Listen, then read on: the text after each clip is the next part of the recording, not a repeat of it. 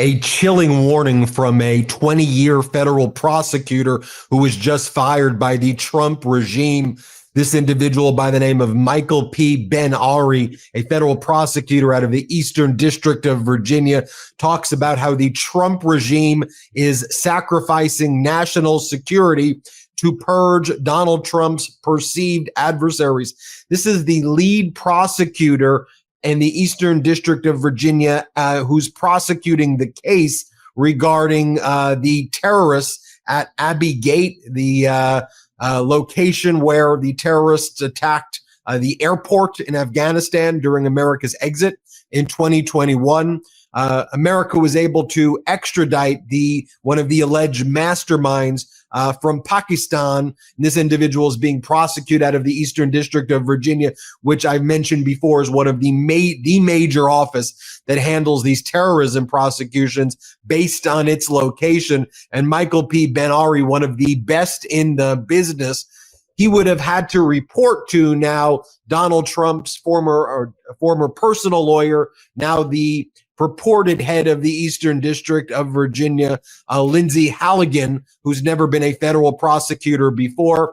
You'll recall that she was placed as the main interim United States attorney there so that she could get the prosecution of Donald Trump's adversary, or who Donald Trump hates, Donald Trump's former FBI director, James Comey. But, Michael P. Ben-Ari is one of these, just boots on the ground, head down, federal prosecutor, 20 years of experience, just trying to do hard work. He scotch-taped his warning to his office right after he was fired. Now, he was fired by Trump because a right-wing blogger posted that he had prior connections to the former deputy attorney general Donald Trump absolutely despises. You'll recall that Donald Trump posted recently that he wants Microsoft to fire her. She's got a top position over there after it was flagged by another right-wing blogger that she was working at Microsoft.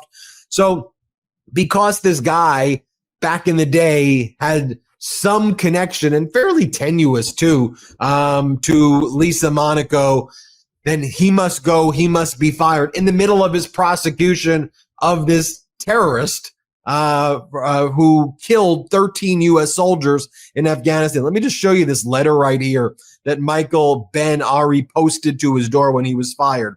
To my Eastern District of Virginia colleagues, you may have heard that Wednesday was my last day after nearly 20 years of serving as a career employee at the Justice Department. This news may have come as a surprise to you, as it did to me, when I received a letter stating that I had been terminated immediately without cause. It appears that my termination was based on little more than a single social media post containing false information. I am disappointed to leave behind a national security and public safety mission that I truly believed in. I am even more disappointed to see what is happening to this office and the Department of Justice in just a few short months. The decisions to remove experienced career officials from U.S. Attorney's Office, the FBI, and other critical parts of the DOJ undermines our country's ability to counter terrorist organizations, malign nation-state actors, and countless others that seek to harm our nation and its citizens. I am proud of the work that I have done on behalf of the American people. I am humbled to have assisted the victims of crime and their families in assuring that criminal justice systems provided a measure of closure. I am troubled that I was removed so abruptly in the middle of important work, including the prosecution of Mohammed Sharifullah, the only person to face justice in the United States for the bombing of the Abbey Gate of the Hamid Karzai International Airport. The prosecution was meant to bring justice to the 13 United States service members and scores of civilians killed and injured. While I have the utmost confidence in my co-counsel, my abrupt, apparently thoughtless removal with no period of transition will hurt the case. This example highlights the most troubling aspect of the current operations of the Department of Justice. The leadership is more concerned with punishing the president's perceived enemies than they are with protecting our national security. Justice for Americans killed and injured by our enemies should not be contingent on what someone in the Department of Justice sees in their social media feed for that day. I took an oath to our Constitution, as did each of you, and it remains your responsibility to uphold that oath in the work that you do. It is the oath that requires you to follow the facts and the law wherever they lead, free from fear or favor and unhindered by political interference. In recent months, the political leadership of the department have violated these principles, jeopardizing our national security and making American citizens less safe. During my nearly 2 decades of service to the department, I have proudly served under attorney generals installed by both political parties. But my service has never been to any political party or individual official. I have always served the United States of America.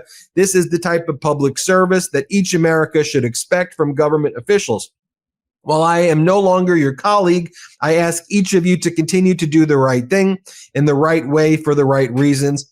Follow the facts and the law. Stand up for what we all believe in, our Constitution and the rule of law. Our country depends on you. Michael P. Ben Ari.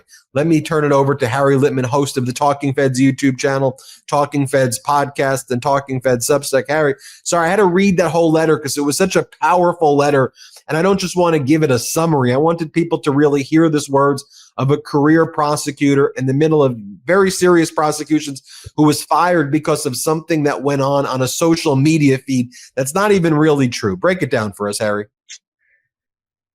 Cataclysmic and, completely nuts. And he makes the point again and again that who gets hurt here so that Trump's ultimate revenge fantasies and their fantasies can be satisfied. And it's how many, it's a great Department of Justice. How many people do you think are really qualified to prosecute the highest, worst terrorists in the country? A handful. And that one of them is just locked off casually like this, without concern for the consequences. It is just head bending for everyone in the department. Let me do a little also reading between the lines. First, to me, Ben, there were many places kept talking about facts and law and our Constitution's duty, and said right out the administration has betrayed it. I know that division. I don't know him that well, but you're not talking about wild-eyed bomb throwers. If he's saying that, that is the view within that office, and that's going to matter a lot because that's the office that's brought the Comey prosecution. But the way they have ravaged the Department of Justice, a third of all leadership is gone.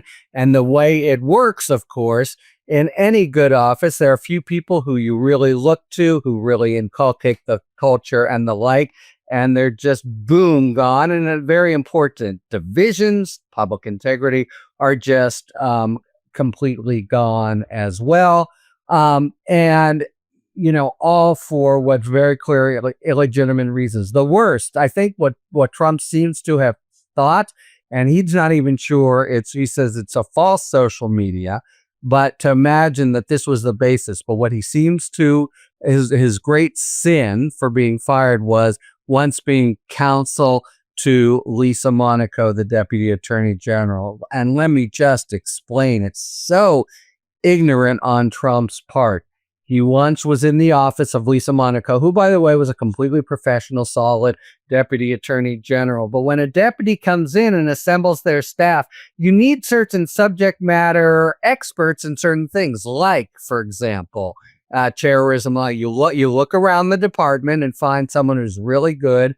They're brought in for a stretch while you're there in total professional reasons. They are not political folks. They're just there to advise because they're the top of the charts on terrorism. So they've taken someone who is apolitical, top of the charts on terrorism, and just fired him for completely, not just wrong, but idiotic reasons.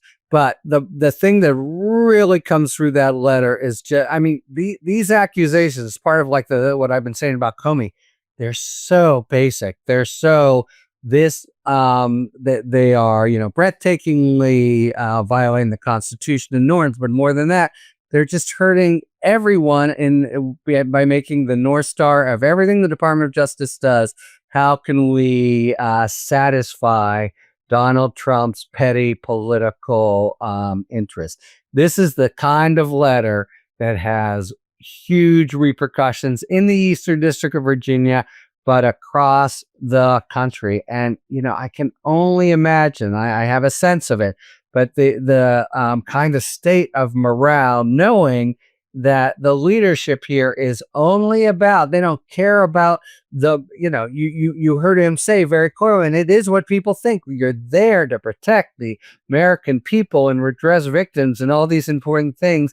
And you have a leadership that not only doesn't care about it, but they countermand and fire people because they want them instead to keep their eye on the ball, that ball being Donald Trump's political interests. This is all just, kryptonite within any kind of professional office. It's just antithetical to everything that everyone was trained to be and their sense of pride as a assistant U.S. attorney, not to mention that it's just completely losing the confidence of judges, losing the confidence of juries, losing the ability to just advocate hard under the facts and law. Did you hear that phrase, facts and law? That's what I came back to again and again with Comey. That's his way of saying, you guys don't even care about whether facts and law. That's what our watchword here. And, for you, your watchword is politics. So everything he says is right. But the fact of the letter and some of the reading between the lines of the letter is the sort of thing that throughout the 100,000 plus lawyers in the Department of Justice, people have to be holding leadership in contempt. And this is exactly what the FBI agents who sued top Driscoll and Evans, they all said, why are you so focused on Twitter? And you're so focused on X and social media platforms and what somebody's posting in a given day. Like, we're career FBI agents. You got to let us do our job. And, when I look at the letter that was posted by Ben-Ari, it was like, these Laura Loomers, these right-wing troll accounts that in the past, were previously banned for inappropriate conduct before the Elon era. They write about you and Trump sees it or Bondi sees it because they live on Twitter. You're out. No matter what your professional, whether it's true or not true, it doesn't matter. You get a termination letter. Harry, I want to tell everybody to subscribe to your Talking Feds YouTube channel. Just search Talking Feds. Harry Litman runs the Talking Feds Substack, and Harry Litman runs the Talking Feds podcast. Thanks, Harry. Thanks, Ben. Everybody hit subscribe. Let's get to 6 million here. Want to stay plugged in? Become a subscriber to our Substack at MeidasPlus.com. You'll get daily recaps from Ron Filipkowski, ad-free episodes of our podcast, and more exclusive content only available at MeidasPlus.com.